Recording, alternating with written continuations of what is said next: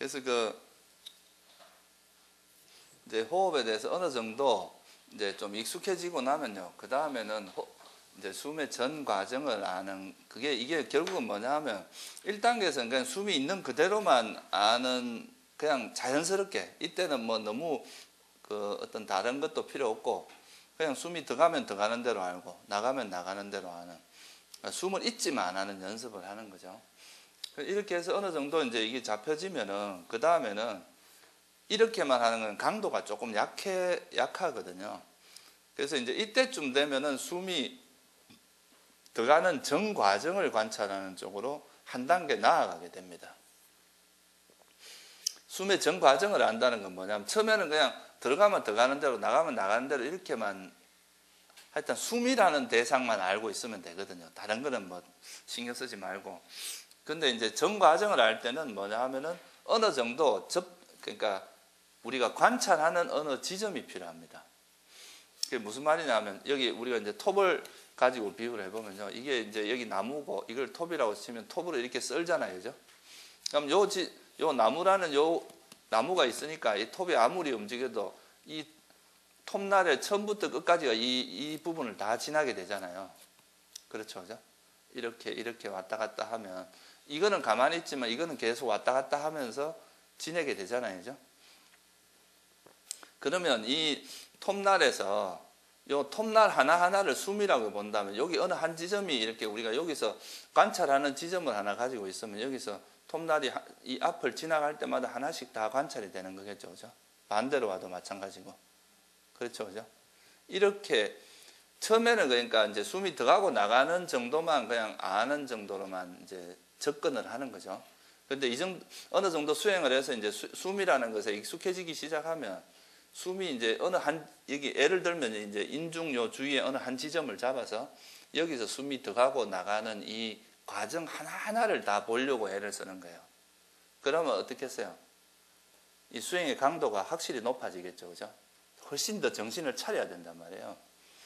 그냥 정신 안 차리면 이게 이렇게 중간중간 뜨문뜨문 알게 될 텐데 좀 더 긴장도를 높여서 이걸 딱 관찰을 하면은 이제 훨씬 더 수행이 밀도가 높아진다는 거죠. 그래서 이제 두 번째 단계가 숨의 전 과정을 아는 걸로 이제 나아가게 됩니다.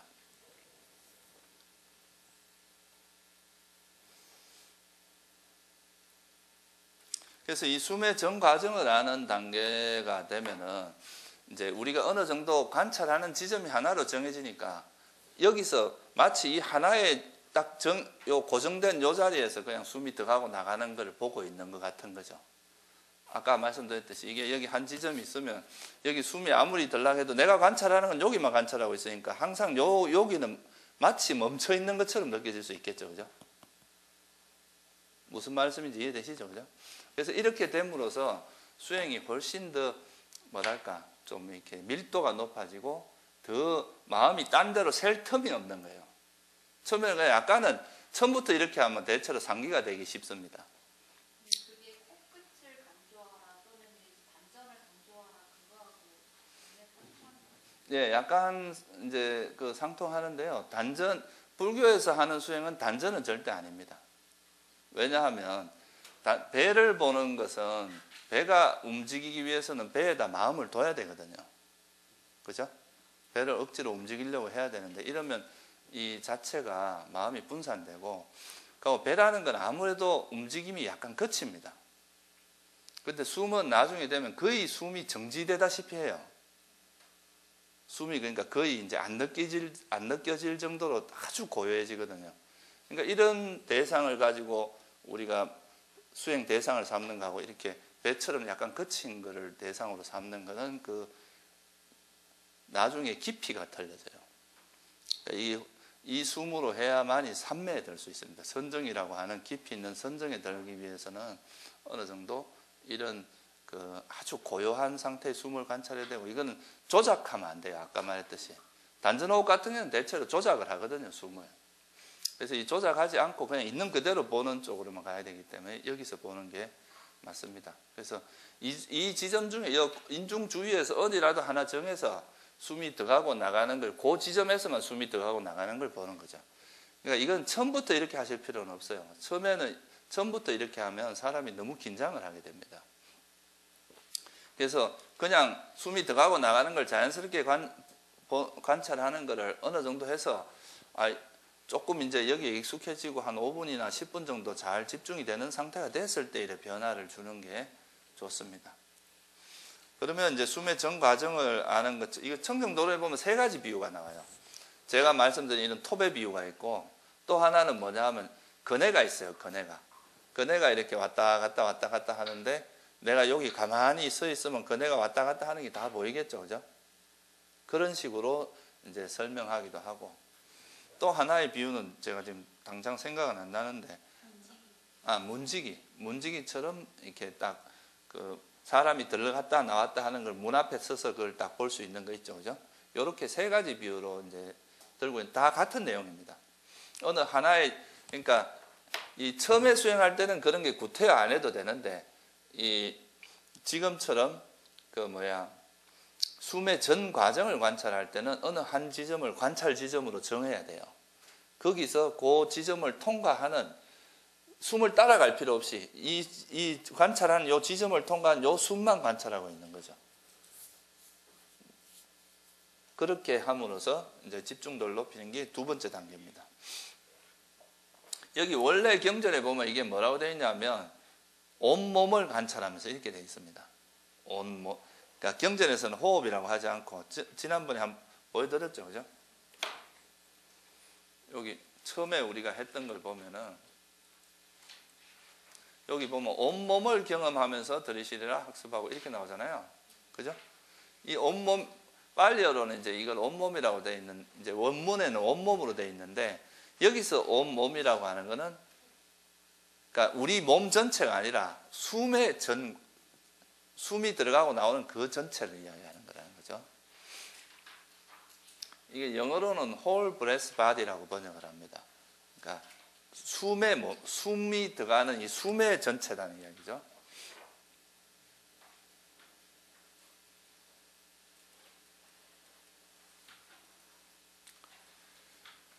그렇게 하다 보면은 어떤 이제 현상이 나타나냐 하면 숨이 처음에는 이제 우리가 처음에 수행을 할 때는 숨이 약간 거칩니다. 들어갔다 나왔다 하는 것이 약간 거친 형태로 나타날 수가 있는데 이제 이게 조금 더 이제 이런 식으로 조금 더 하다 보면 숨이 점차 고요해집니다.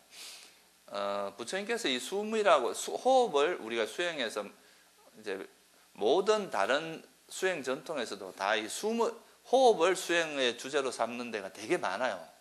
대부분이 이걸 많이 활용을 하는데 이 왜 그러냐 하면 숨하고 이제 우리들 마음하고는 상당히 밀접한 관계가 있습니다. 숨이 고요한데 우리가 생각이 막 이렇게 거칠어지거나 이런 경우는 잘 없거든요. 그러니까 막 화가 엄청 나 있는데 숨이 고요한 경우는 별로 없어요. 그죠?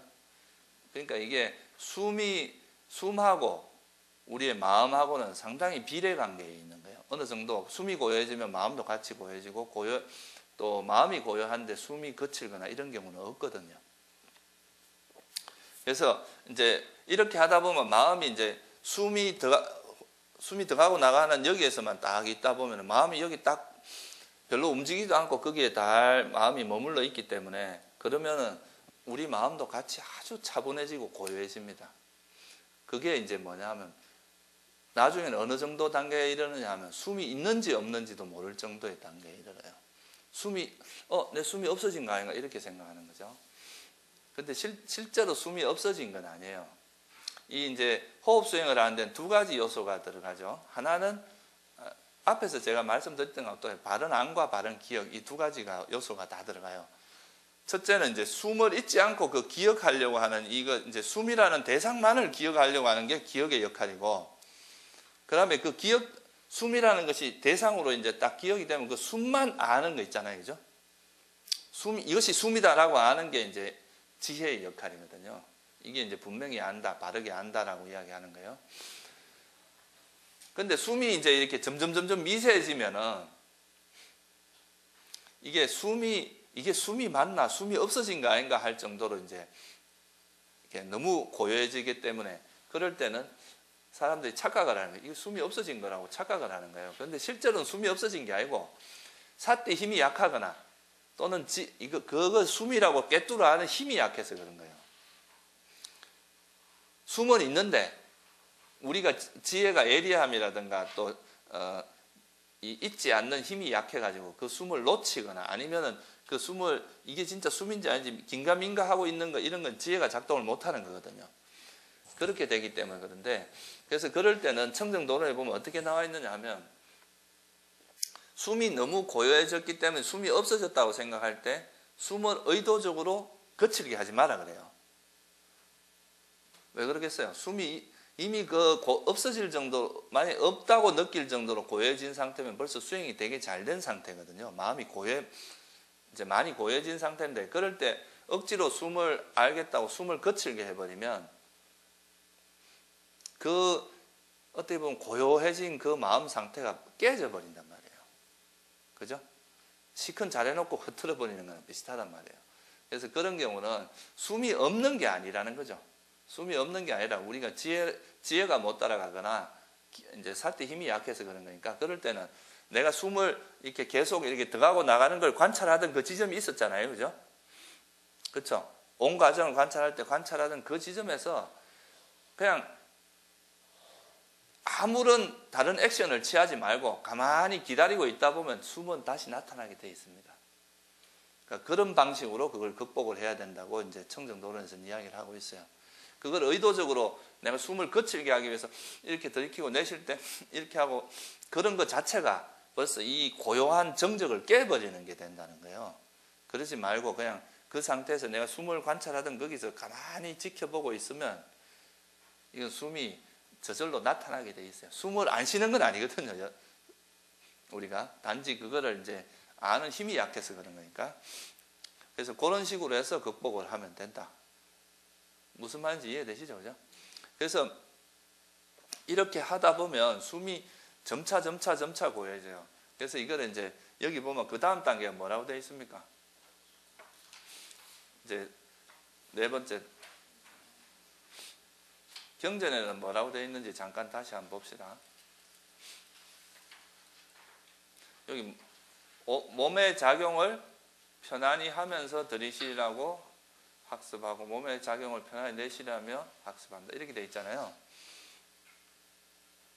여기서 몸의 작용이라고 하는 요거는 있잖아요. 이것도 앞에서 했던 거하고 똑같은데 여기서도 온몸을 경험하면서 해서 몸이 뭐라 그랬어요? 호흡이라 그랬죠. 여기서도 마찬가지예요. 몸이 호흡으로 이해를 하시면 돼요. 그러니까 호흡의 작용을 편안히 한다. 사실 이게 이제 지금 초기 불전에서 이제 번역을 한 내용인데요. 제가 생각할 때는 이게 이제 편안하게 한다기보다는 고요히 하면서 들이쉬리라 이렇게 하는 게 좀 더 좋습니다.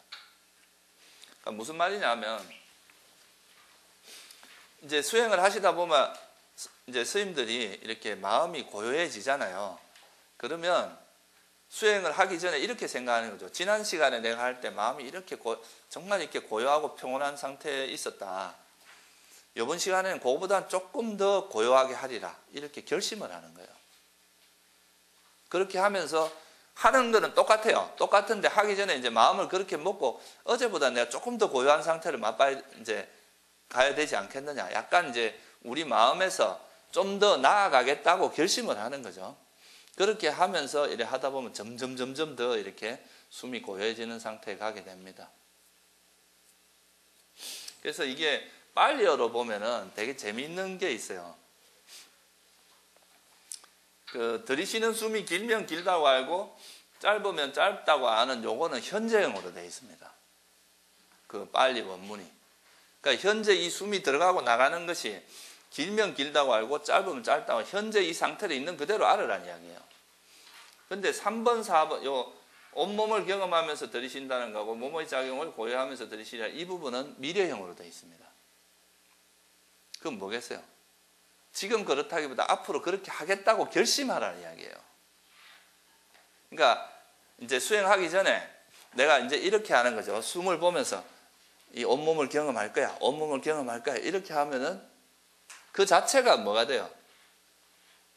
딴 대상에 자꾸 마음이 움직이는 거잖아요. 그게 아니라 수행하기 전에 내가 이번에는 호흡의 전 과정, 호흡의 전 과정을 내가 딱 면밀하게 알겠다. 이걸 잊지 않고 면밀하게 관찰하겠다. 이런 식으로 하게 되면 어떻게 되겠어요? 그거는 미래형이잖아요. 수행하기 전에 미리 이제 마음을 결심을 하고 하는 거고, 뒤에 이것도 계속 내가 이거 호흡을 고여야지 이렇게 하는 게 아니라는 거죠. 하기 전에 그런 마음을 결심하고 그 다음 마음을 그렇게 딱 먹고 들어가서 실제로 하는 거는 그냥 숨에만 마음을 딱 두고 있는 그런 상태라는 거예요. 어떤 차이가 있는지 이해되시죠? 그죠? 이 잘못하면 수행하면서 좀 더 고해져야 되는데 이렇게 하는 걸로 착각할 수 있단 말이에요. 그게 아니라는 거죠. 자선하기 전에 한번 딱 결심을 하면 우리 마음의 방향성이 정해지거든요. 그 다음부터는 그냥 평소처럼 숨을 잊지 않고 분명히 하는 그 노력을 하는데, 우리 마음을 그렇게 먹는 자체가 좀 더 깊이 들어가려고 하는 방향으로 노력을 하게 됩니다.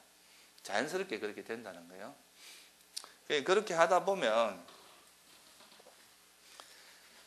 이제 숨이 점점 고요해지면서 이제 어떤 현상이 나타나냐 하면은,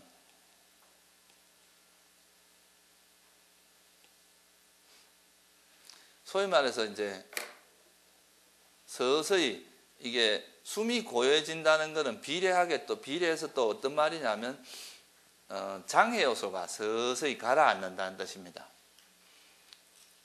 예를 들면 감각적 욕망이라고 하는 게 제일 대표적인, 선정에 드는 것을 방해하는 제일 대표적인 요소는 감각적 욕망인데요. 감각적 욕망은 계속 딴 데 이렇게 돌아다니는 마음이거든요. 근데 이게 마음이 딴 데 안 도망가고 여기에 가만히 잘 있고 여기에 집중이 잘 되기 때문에 마음이 점차 고요해지는 거거든요. 그럼 이렇게 고요해지면 고요해질수록 장애 요소가 그만큼 가라앉았다는 이야기니까, 장애 요소가 가라앉으면 어떻게 되겠어요? 장애 요소를 떨쳐버리면서 일어나는 희열과 행복이 일어납니다. 그러니까 이때의 행복은 우리가 감각적인 욕망을 즐김으로써 오는 행복하고는 질적으로 틀려요. 우리가 감각적 욕망이라는 건 어떤 걸 소유하고 어떤 걸 이렇게 우리가 원하는 걸 가짐으로써 오는 행복이잖아요. 근데 이거는 오히려 그 감각적 욕망을 놓음으로써, 그 감각적 욕망을 버림으로써 오는 행복이에요, 이거는. 요거를 이해하기 전에 먼저 장애 요소를 잠깐 이제 살펴보는 게 좀 좋을 것 같아요. 그러면 장애 요소라는 것이 뭔가, 제가 여기 스님들한테 자료는 많이 드렸는데요. 이걸 다 설명하기는 좀 시간이 안 될 것 같아요. 그래서 장애 요소가 뭐라는 것만 제가 요약해서 설명을 드릴 테니까 나머지는 그냥 스님들이 참고로 한번 보세요. 그러니까 장애 요소는 5가지로 이야기합니다.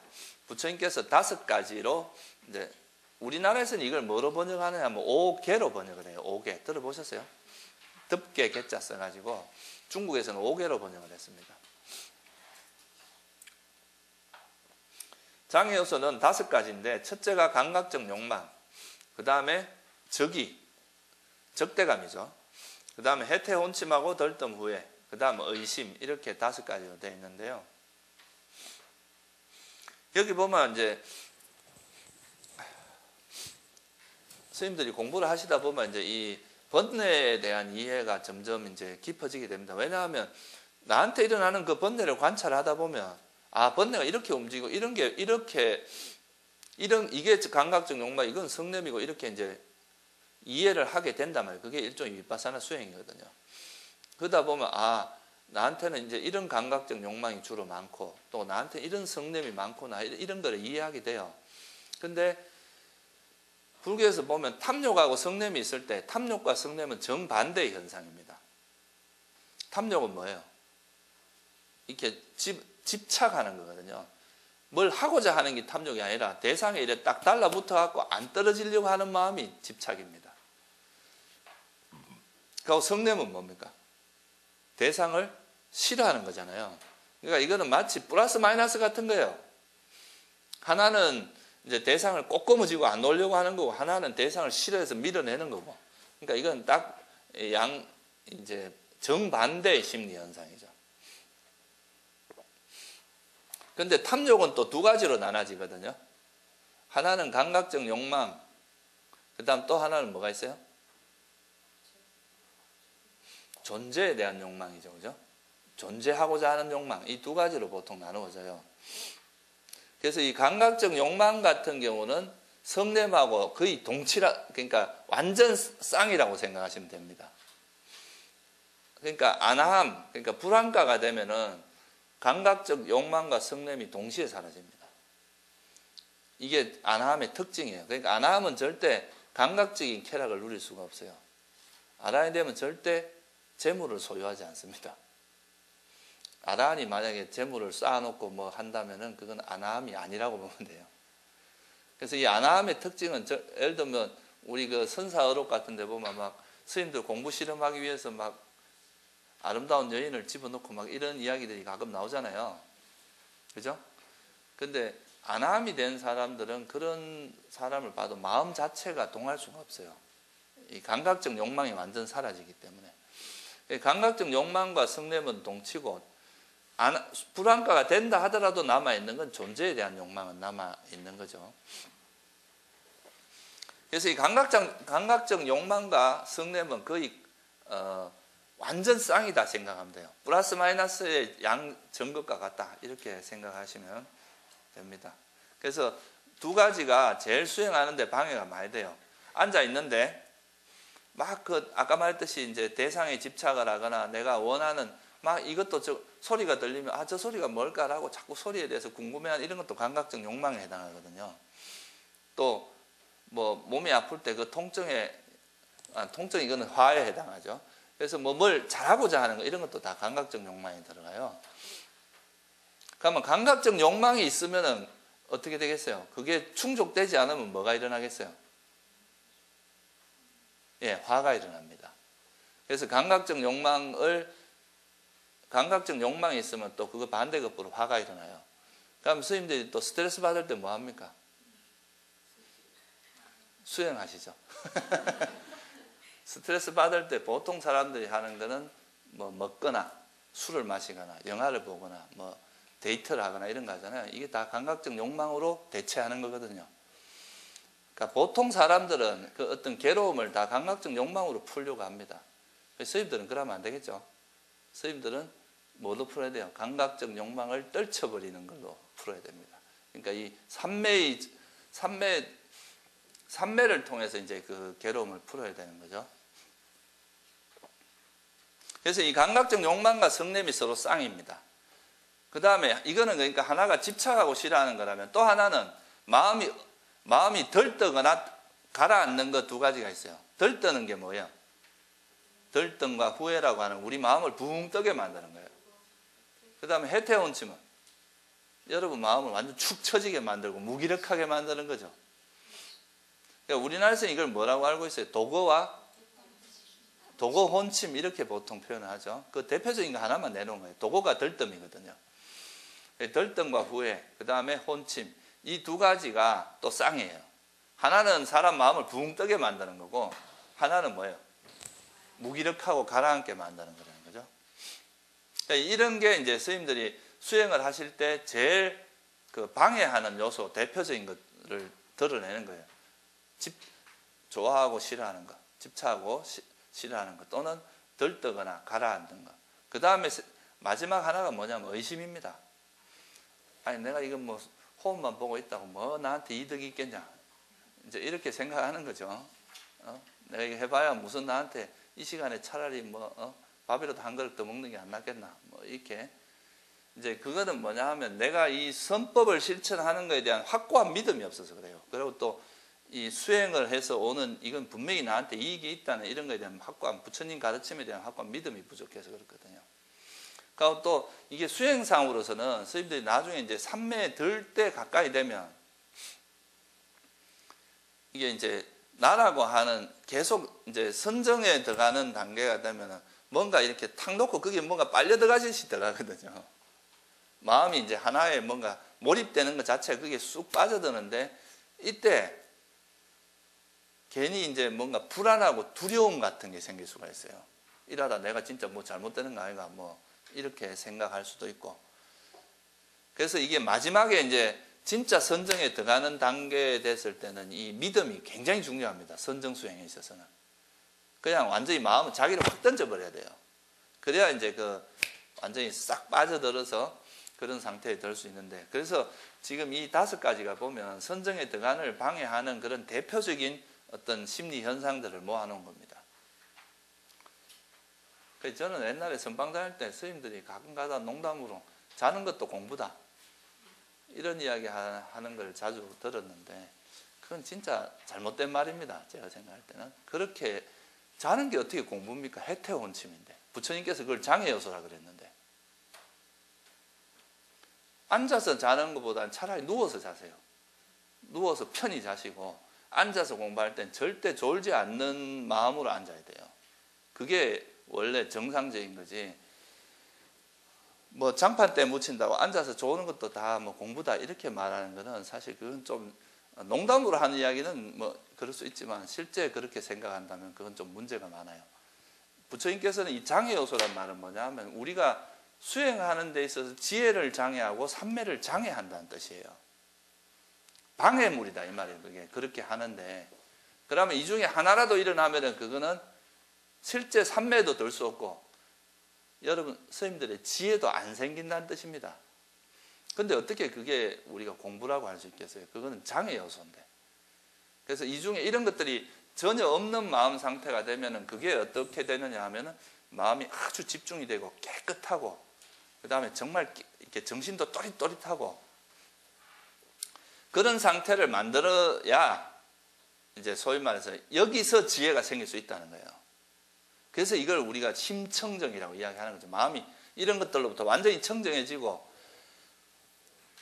그러니까 이거는 좀 더 현대적인 말로 하면요, 우리가 컴퓨터가 있으면은 그 컴퓨터에서 보통 스님들 다 아시겠지만, 이런데 뭐 바이러스 같은 게 들어가면 어떻게 돼요?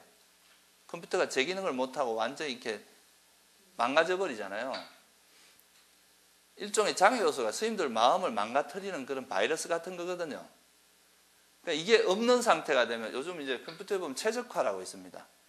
이제 컴퓨터를 아주 최적의 상태로 만들어 놓는 건데, 이런 장애 요소가 사라지면 우리 마음이 최적화 상태가 돼요. 그러니까 이런 상태가 됐을 때 진짜 이제 이런 지혜도 발현되고, 정말 지혜가 발현될 수 있는 최적의 상태가 된다는 거죠. 그래서 이렇게 흐리멍텅한 거 이런 것도 없고, 그렇다고 또 이렇게 너무 들떠는 것도 없고, 어디에 좋아하고 싫어하는 마음도 없고, 확고한 믿음을 가지고 어떤 마음 상태가 완전히 깨어서 또릿또릿한 상태를 만들어주는 게 바로 이런 삼매 상태입니다. 그래서 이 장애 요소 이 5가지를 극복하는 것이 이 수행에 있어서는 되게 이제 중요한 관건입니다. 그래서 이거를 어떻게 극복하느냐에 따라서 이제 수행이 잘 되기도 하고 못 되기도 합니다. 보통은 사람들이 이제 이렇게 뭐 화를 내고 뭐가 싫어하고 이런 거는 이제 장애 요소라고 생각을 하는데, 이게 예를 들어서 앉아 있는데 제가 이제 막 삼매에 들려고 하는 그런 욕망이 자꾸 일어나요. 이런 것도 다 뭐겠어요? 지금 이 5가지 장애 요소 중에 뭐에 해당합니까? 감각적 욕망에 해당합니다. 그러면 이걸 감각적 욕망이라고 알면 그걸 안 하겠죠, 그죠? 그리고 이렇게 앉아 있는데 그 욕망이 있으면 또 어떤 현상이 일어나냐면, 빨리 삼매에 들고 싶은데 마음은 앞서는데 잘 안 돼요. 그러면 어떻게 돼요? 화가 납니다. 짜증 납니다. 나는 왜 이래 안 되지? 뭐 이 수행이 잘못된 거 아이가? 부처님께서 이 법문 잘못하신 거 아이가? 또는 뭐 이제 가리키는 사람이 좀 이상한 거 아이가? 뭐 이렇게 되는 거예요. 그리고 또 이제 주변에 있는 그 사람, 주변의 환경 탓을 하게 되고, 또 주위에 있는 옆에 있는 사람이 너무 뽀시락뽀시락해서 수행이 안 된다. 뭐 또 날씨가 너무 더워서 안 된다. 뭐 에어컨을 틀어서 안 된다. 뭐 온갖 이제 그 생각들이 나오는 거죠. 이런 것들이 다 사실은 장애 요소가 여러분 마음들을 계속 이렇게 교란하는 거예요. 그 수행을 못하게 하도록. 그 부분을 명확히 알면, 이게 이런 마음이 작동을 하면 또 장애 요소가 일어난다고 알고, 그냥 다시 자연스럽게 호흡을 망각했다, 또 잊었다고 알고 호흡을 다시 찾으면서 호흡을 분명히 아는 쪽으로 마음을 돌리고, 이렇게 하면은 그런 마음이 안 놀아나는데, 잘못하면 이런 마음이 자기가 놀아나면서도 놀아나는지도 모른다 이거예요. 그리고 뭔가 또 그런 이야기 제가 하는 적 들었어요. 수행하다 보면 이제 니미따라고 조금 이따 설명을 드리겠지만 니미따가 나오는데 니미따가 생기는데 니미따가 생기면 막 흥분을 해요. 처음에는 와 이런 게 있냐고 막 흥분하면은 그 순간에 니미따는 사라집니다. 왜? 이것도 장애 요소거든요. 우리가 수행이 잘 됐을 때 니미따가 나타나는 건데 흥분하는 순간 또 장애 요소가 돼서 마음을 흔들어 버려요. 그러면 또 그게 오히려 수행을 퇴보하게 한다는 거죠. 그리고 뭐 앉아서 꾸벅꾸벅 졸고 있는데 4시간 동안 앉아 있는다 해서 그게 수행이 진보가 있겠어요? 학교 다닐 때 보셨죠? 책상에 오래 앉아 있는다고 공부 잘하던가요? 아니거든요. 1시간을 앉아 있더라도 그게 정말 정신을 바짝 차리고 최선을 다해서 하면 더 훨씬 효과적입니다. 10시간을 앉아 있어도 10시간 앉아 있는 시간 동안 내내 그냥 꾸벅꾸벅 졸고 그냥 혼침에 빠져 있으면 그건 수행하는 게 아닙니다. 자고 있는 거지. 이런 걸 명확히 알아야 됩니다. 우리가 수행이 잘 된다 그러면 의식적으로 아주 명료해집니다. 우리가 명료하단 말 있잖아요. 그죠? 의식이 하나의 그 잡티도 없이 아주 깨끗하고 명료한 상태가 되거든요. 그렇게 돼야 그게 수행이 제대로 진행되고 있는 거라고 할 수 있어요.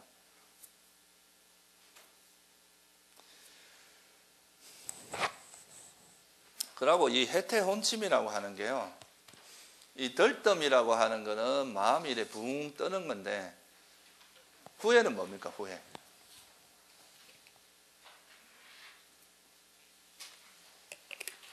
뭘 후회라고 합니까? 우리가 과거에 해야 될 일을 안 했거나 안 해야 될 일을 한 거를 후회라고 하죠. 그러니까 화를 안 냈어야 되는데 화를 냈다거나 또는 저기 누가 이제 힘들어하는 걸 옆에서 좀 도와줘야 되는데 안 도와줬다거나 이런 게 다 후회로 이제 작용하게 되죠. 계를 지켜야 되는데 안 지켰다거나 이런 게 일종의 후회로서 작용을 합니다. 그래서 이 후회가 일어나면 사람들이 마음이 붕 뜨게 되죠. 불안하고 안정이 안 되죠. 그래서 이 덜뜸과 후회는 비슷한 성격이라서 하나로 묶은 거고요. 그 다음에 해태혼침이라고 하는 거는 이제 무기력한 건데 이건 두 가지 형태가 있어요. 해태혼침은 욕망 때문에 일어나는 경우가 있고 성냄 때문에 일어나는 경우가 있습니다.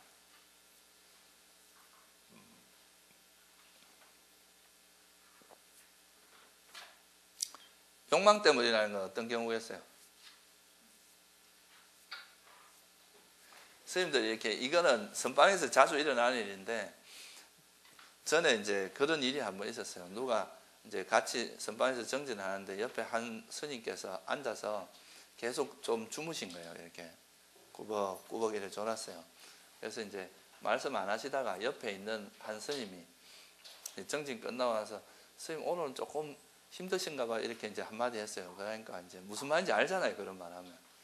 그러니까 그 스님이 무슨 소리 하냐고 나는 적적성성했다고 막 이렇게 이제 우기는 그런 이야기가 있는데 그러니까 이게 이제 앉아 있다 보면은 나는 삼매에 들었다 이거예요. 그 상태가 되게 이렇게 고요하고 편안한 상태가 있죠, 그죠? 근데 이게 사실 알고 보면 자는 겁니다.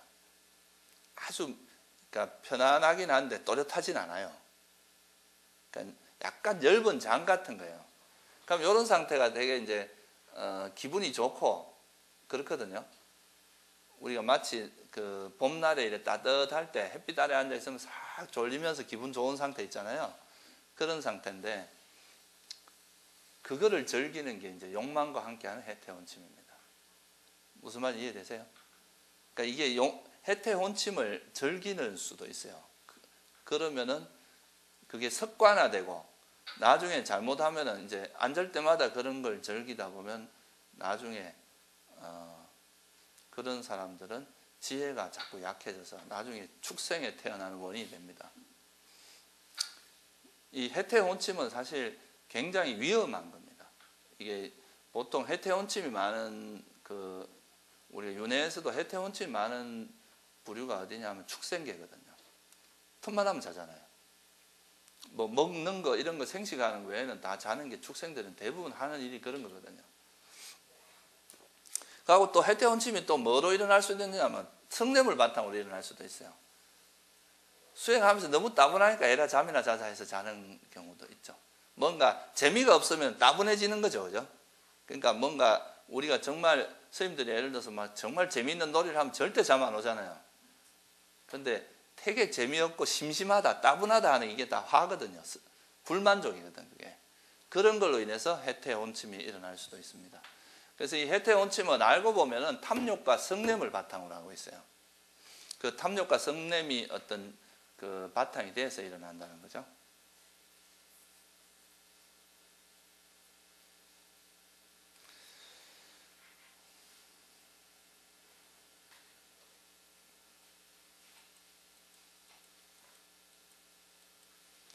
그래서 이 장애 요소는 이렇게 5가지, 지금 이제 제가 간단히 설명을 드렸는데요. 감각적 욕망과 이 적이는 성냄하고 똑같습니다.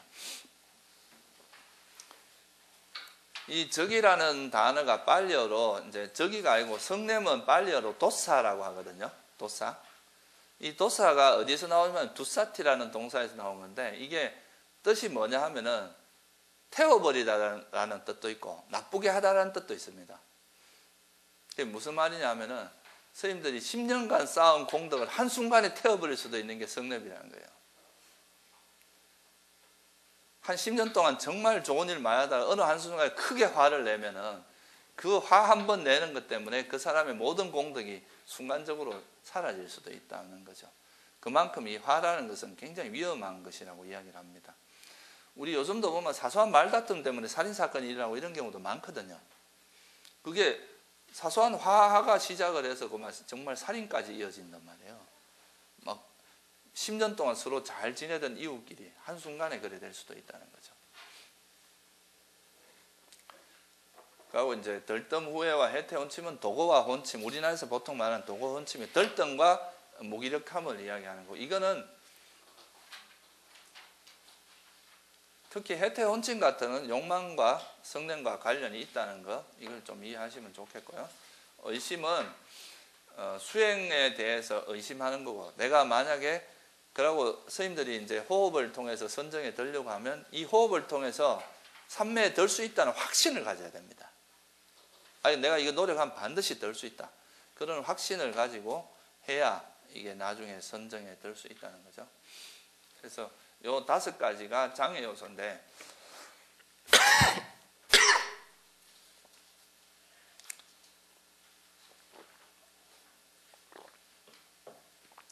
이거를 비유할 때 어떻게 비유를 하느냐면요. 감각적 욕망은 빛에 비유를 합니다. 우리 이거 반짝반짝하는 빛이 아니고 빛지는 거 있잖아요. 빛지는 거. 왜 그렇게 했어요? 빚내갖고 돈 쓰면 재밌잖아요. 예? 빚내갖고 돈 쓸 때는 되게 좋은데 나중에 그거 갚아야 된다 이거예요. 빛은, 그죠? 그러니까 마찬가지로 감각적 욕망이 즐길 때는 즐거운데 이 감각적 욕망은 이것이 충족되지 않았을 때는 다시 화라는 빛을 갚아야 돼요.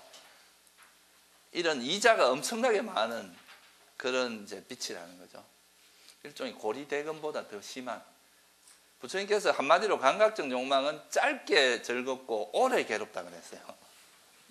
경전에서 그렇게 이제 말씀을 하셨어요. 그만큼 감각적 욕망이라고 하는 것은 성냄의 원인이 되는 요소가 훨씬 많다는 거예요.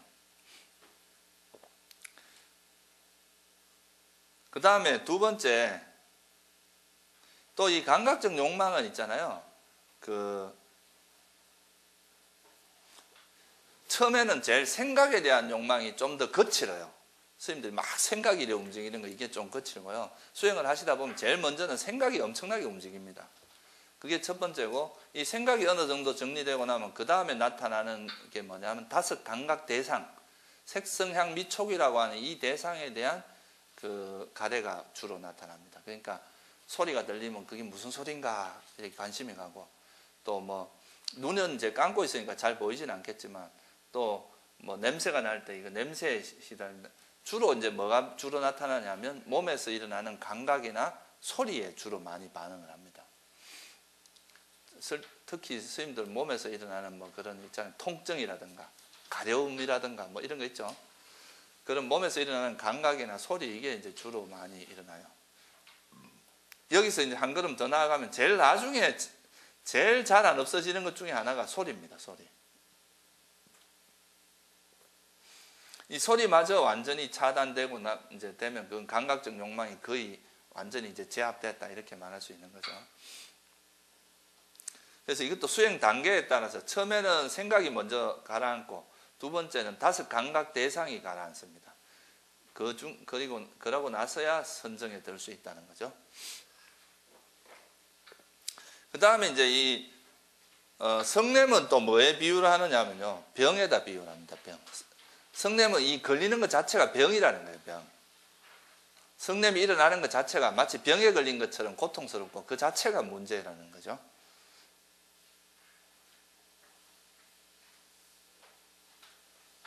그 다음에 이 해태혼침은 뭐로 비유를 하느냐 하면은, 아니 이 비유보다 이제 보통 감각적 욕망은 또 이 빛으로 비유하기도 하고 또 뭐로 비유하느냐 하면은 이렇게 양동이에다가 이렇게 여러 물감을 타면은 각양각색의 이게 색깔이 일어나잖아요. 그런 것처럼 우리 마음이 이제 여러 생각들로 물드는 이런 걸로 비유를 하고, 성냄 같은 경우는 이렇게 대야에다 물을 넣고 그 다음 밑에서 불을 떼면 어때요? 물이 부글부글 끓잖아요. 그런 끓는 물에다 비유를 합니다. 화가 났을 때 마음 상태를, 마음이 부글부글 끓는다 이거죠. 그 다음에 해태혼침은 뭐에다 비유를 하겠어요? 예? 이끼와 수초. 그러니까 물 위에 이끼나 수초가 있으면 어떻게 하겠어요? 깜깜하죠, 그죠? 그러니까 그런 것처럼 우리 마음의 이제 그런 상태라고 보는 거고, 그 다음 들뜸과 후회는 뭐에 비유를 해요? 이건 바람에 비유를 합니다. 바람.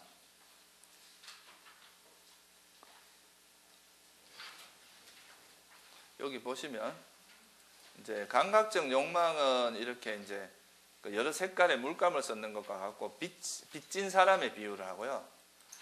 성냄은 이제 물이 가득 그릇에 타오르는 불에는 물이 끓고 있는, 그러니까 화가 났을 때 마음이 불불 끓는 거니까 이제 그거에 비유를 하고 병에 걸린 걸로 비유를 합니다.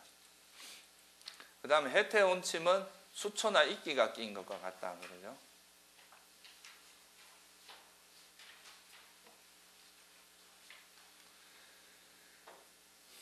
그 다음에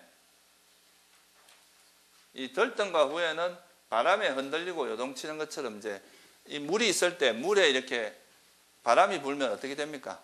물이 이렇게 출렁출렁 하잖아요. 그런 거에 비유를 합니다.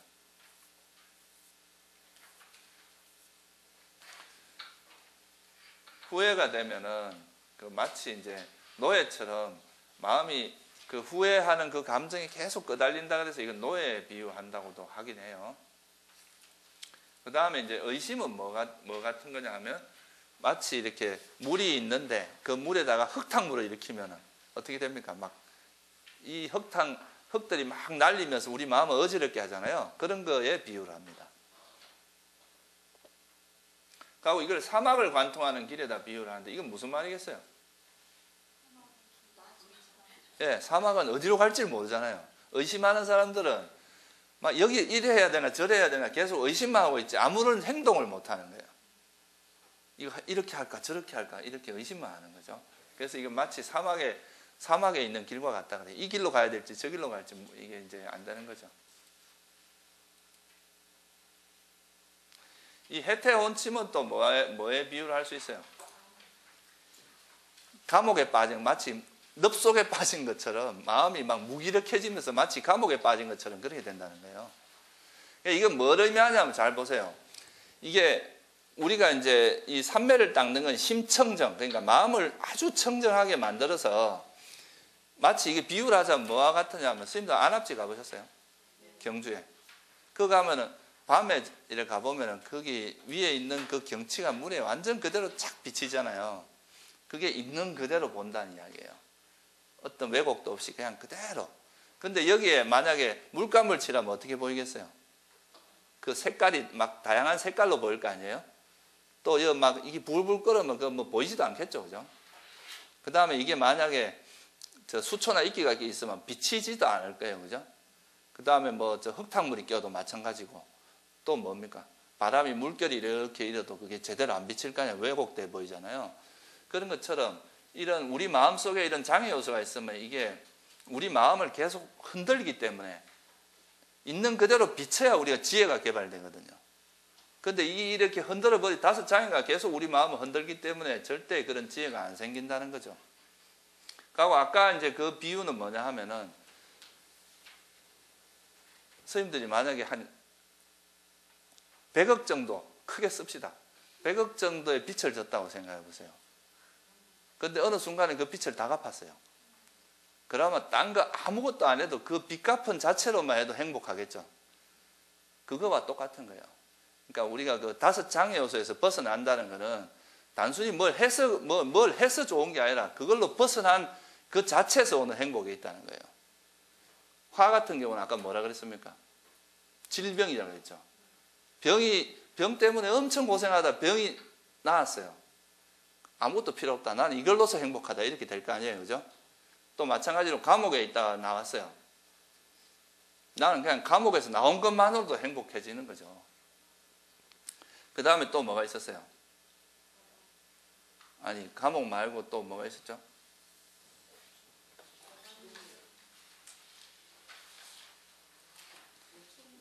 노예 생활. 들뜬가 후에는 노예라 그랬잖아요. 그러니까 노예 생활을 하다 노예에서부터 벗어났어요. 그 다음에 의심은 뭐라 그랬어요? 사막을 헤매다 사막에서 벗어났어. 그러니까 이게 보면은 우리가 다섯 장애 요소가 있는 것 자체가 우리 마음을 엄청 괴롭게 하는, 성가시게 하고 번거롭게 하는 그런 마음 상태인데 이거로부터 벗어나는 그 자체에서 일어나는 희열과 행복이 있다는 거예요. 이거를 경전에서 뭐라고 하냐면 출리의 행복이라 그러기도 하고요. 또 떨쳐버림으로 인한 행복이라 하기도 합니다.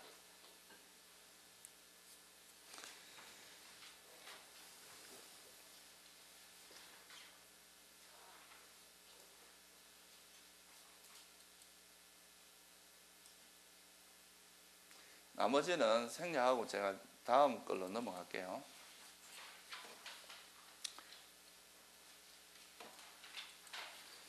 자, 그래서 보면은 이게 진짜 이제 여기서 중요한 게 나타나는데요.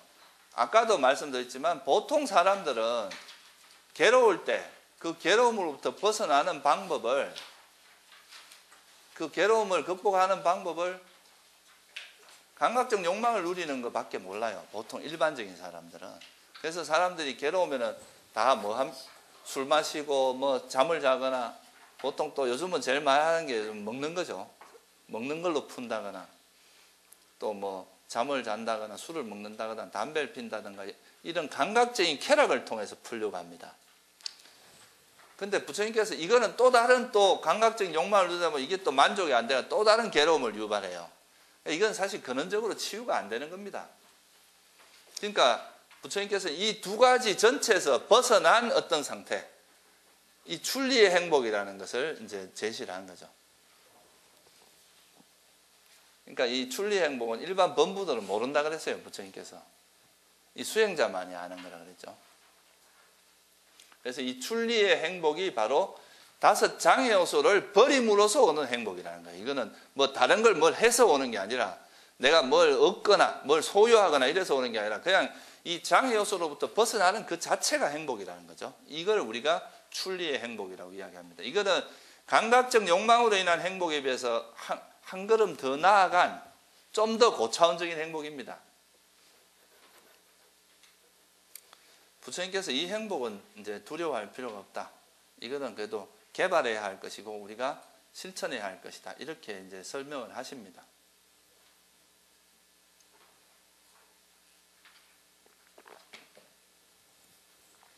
그러니까 지금까지 우리가 이제 스님들이 세속에서 이제 살다 출가를 하잖아요.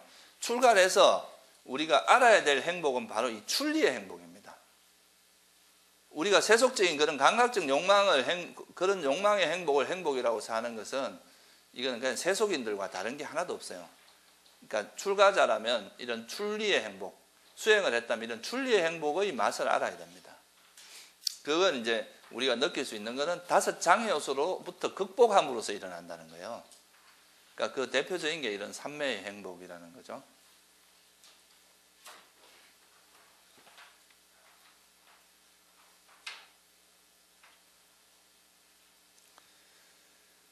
그래서 이 삼매를 닦는 것은 바로 이제 이런 출리의 행복을 우리가 이제 출리의 행복이라고 하는 것이 삼매에 들도록 도와주는 조건을 댑니다. 어제 우리가 오늘 아침에 이야기했나요? 삼매의 조건이 뭐라 그랬죠? 삼매에 들기 위한 조건이 행복이라 그랬죠. 그러니까 이게 이제 장애요소가 버려지면 선생님 우리 마음에서 그런 이전에 우리가 경험하던 것과는 전혀 다른 희열과 행복이 일어나요. 그 행복한 마음 때문에 삼매에 들게 됩니다.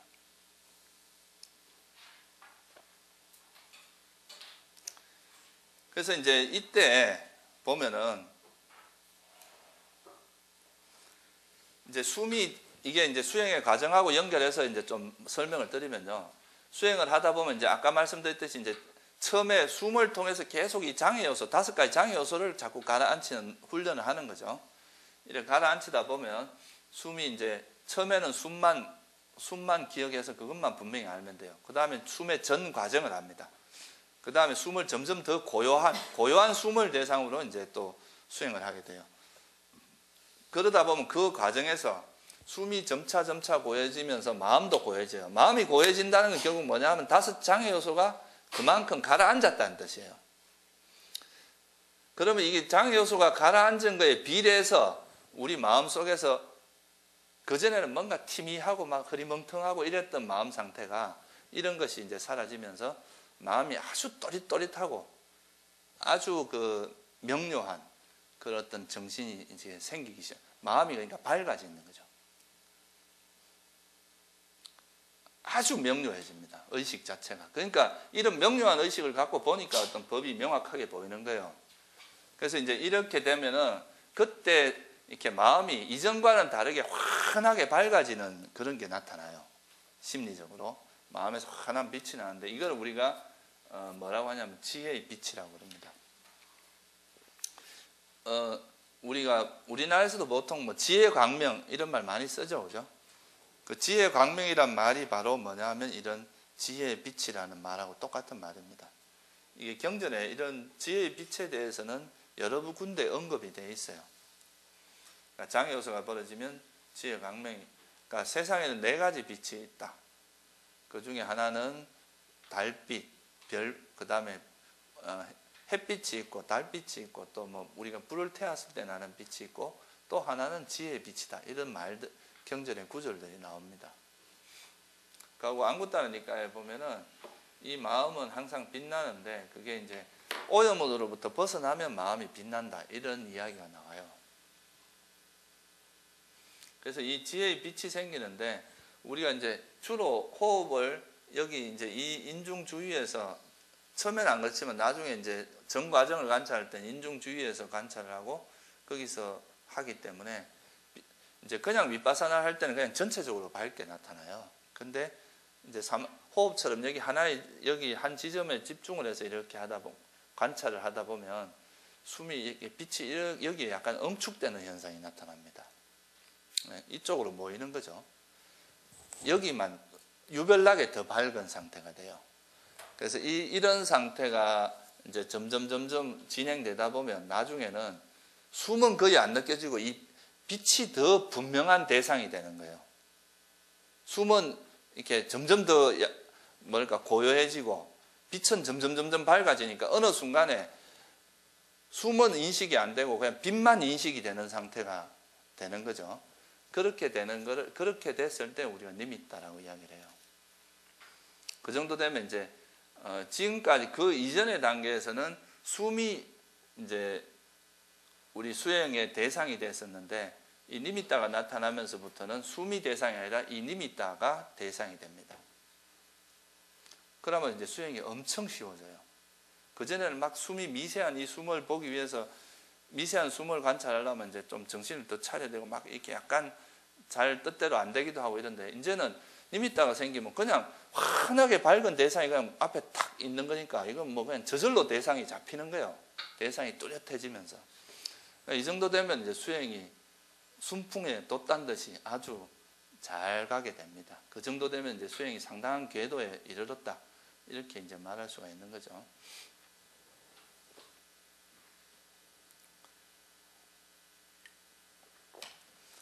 근데 이 니미따라는 것을 저는 사실 별로 이제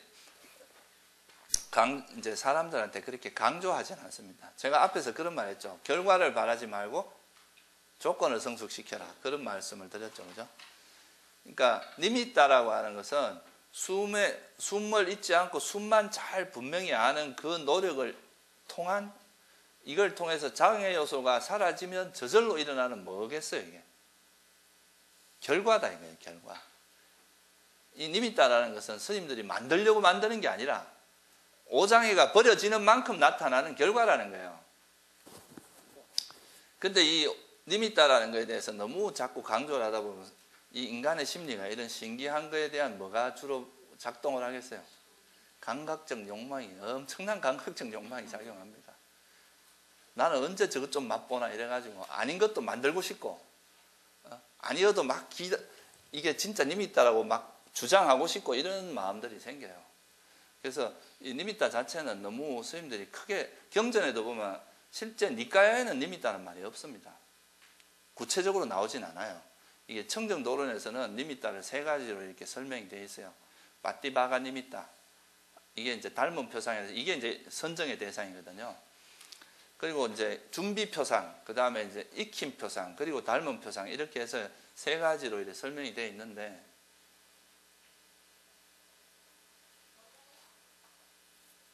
사실 니미따라고 하는 것은 가급적이면 그냥 너무 니미따라는 거에 스님들이 마음 어느 정도 하다 보면 숨이 사라지고 이게 내가 막 거부할 수 없을 정도로 이래 그냥 밝아지는 상태가 와요. 그럴 때는 저절로 이게 마음이 그쪽으로 향하게 되거든요. 그렇게 될 때까지는 숨을 그냥 이렇게 계속 관찰하는 게 훨씬 수행에서 유리합니다.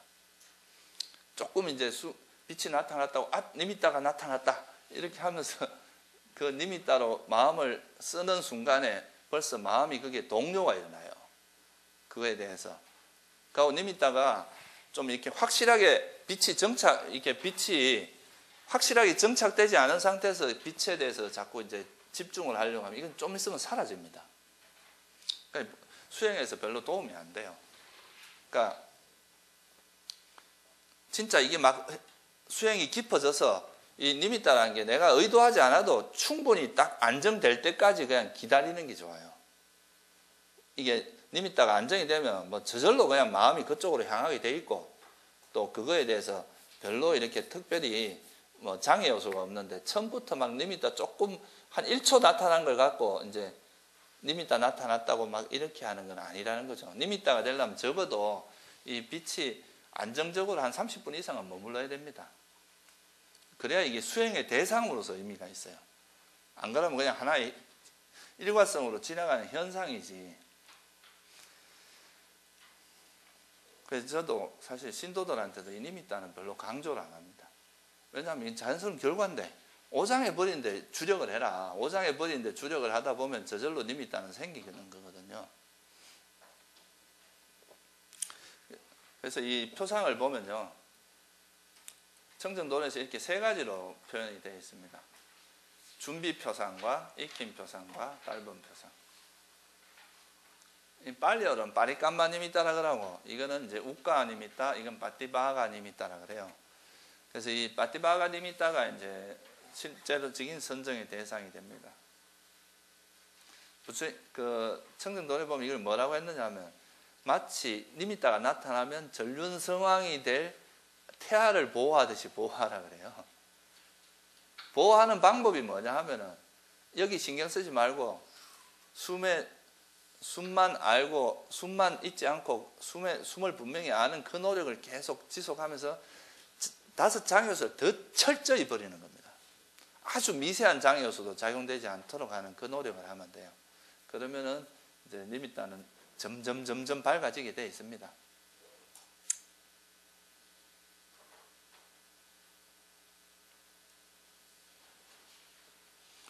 그러면 이런 니미따가 어떻게 나타나는지를 한번 보면요, 이 사람들마다 이제 니미따, 이 보세요. 숨이라고 하는 건 형체가 있어요, 없어요? 형체가 없잖아요. 그러니까 이 형체가 없는데 우리가 이걸 숨을 계속 관찰하다 보면 우리의 어떤 인식의 습관이 있습니다. 사람마다 다 달라요. 그러니까 이걸 나름대로 그냥 인식을 하는 거예요. 그래서 어떤 사람은 제가 이제 이렇게 이야기를 들어보면 제일 좀 특이하게 나타난 경우가 이게 연꽃으로 나타나는 사람도 있어요. 연꽃처럼 나타나는 사람도 있고, 보통은 보면 이제 준비표상이 약간 뿌한 안개처럼 나타납니다. 그러다가 이제 그 익힌 표상 정도 되면은 거의 이제 목화솜처럼, 이 흰 구름처럼 하얗게 이렇게 나타나고, 근데 보통 이제 닮은 표상이라고 하는 소위 말해서 이제 선정의 그 대상이 되는 정도 되면은 거의 비슷한 게 뭐냐 하면 전부 다 이렇게 아주 밝은 빛의 형태로 나타나요. 그거는 거의 동일해집니다. 처음에는 막 다양하게 나타나는데 이게 나중에 수행이 깊어지면 깊어질수록 이제 아주 밝고 깨끗한 그런 어떤 빛의 형태로 나타나는 것은 거의 비슷해집니다. 그렇게 됐을 때 우리가 뭐라고 하냐면 이제 닮은 표상이다, 또는 이게 이제 선정에 드는 진짜 대상이 될 수 있는 그런 겁니다. 그러니까 이게 적어도 이 닮은 표상이 되려면 적어도 이게 선정에 머무는 시간이, 그 빛이 나타나는 시간이 최소 한 30분 이상은 돼야 돼요. 최소. 그렇게 하다 이제 수행을 하다 보면 이게 점점 길어져서 뭐 2시간, 3시간도 이어질 수 있고 더 길게 될 수도 있는데, 그래서 요 주의할 점이 뭐냐 하면은 니미따를 볼 때 이 숨이 사라지기 전에 이제 지혜의 빛이 이게 확실히 정착되기 전까지 너무 빨리 숨을 버리고 니미따로 향하는 이런 방식으로 하면은 수행이 오히려 퇴보하기 쉽습니다. 그러니까 이 빛이 완전히 정착될 때까지는 어떻게 해야 되겠어요? 숨에 계속 마음을 두는 게 좋다는 거죠. 그래야 이 수행이 계속 향상이 됩니다.